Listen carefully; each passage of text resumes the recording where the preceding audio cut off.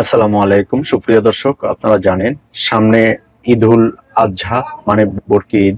এই ঈদে হজের পরের দিনই কোরবানি দিয়ে ঈদ উল আজহা পালিত হয়। এই ঈদ নিয়ে অনেক মতামত, অনেক কিছু আছে।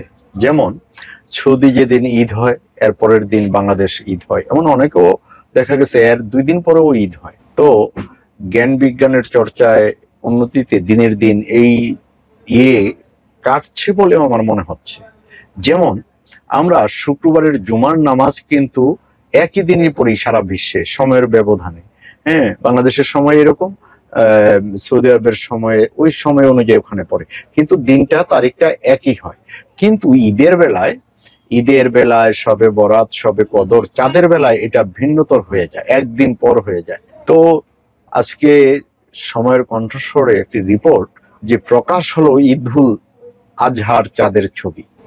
হিজরি 1446 সনের জিল্হজ মাস ওই পবিত্র ঈদুল আজহার ছবি প্রকাশ করেছে সংযুক্ত আরব আমিরাতের আল খাতাম জ্যোতির্বিদ পর্যবেক্ষণ কেন্দ্র।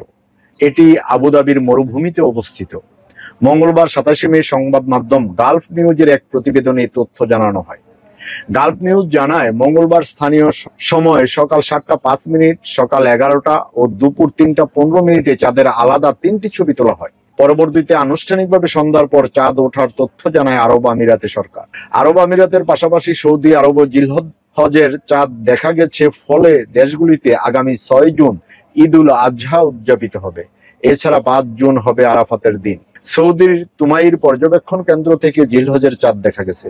2 পবিত্র মসজিদ ভিত্তিক ওয়েবসাইট ইনসাইড দ্য হারামাইন জানায়, চাঁদ দেখা যাওয়ায় আগামীকাল বুধবার 28 মে থেকে শুরু হবে জিলহজ মাস। 9 জিলহজ 5 জুন আল্লাহর মেহমানরা আরাফাতের ময়দানে উপস্থিত হবেন। আর 6 জুন উদযাপিত হবে ঈদুল আজহা।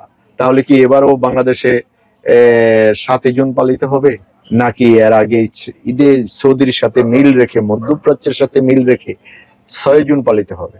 সেটা সম্ভবত চাঁদ দেখার কমিটি আছে আমাদের, সেই চাঁদ দেখার কমিটি চাঁদ দেখেই সেটা সম্ভবত বলবে। তো আমরা সে পর্যন্ত অপেক্ষা করতে হবে। তো দর্শক, ভালো থাকবেন। আজ এ পর্যন্তই। সবাইকে আগাম ঈদুল আজহার ঈদ মুবারক।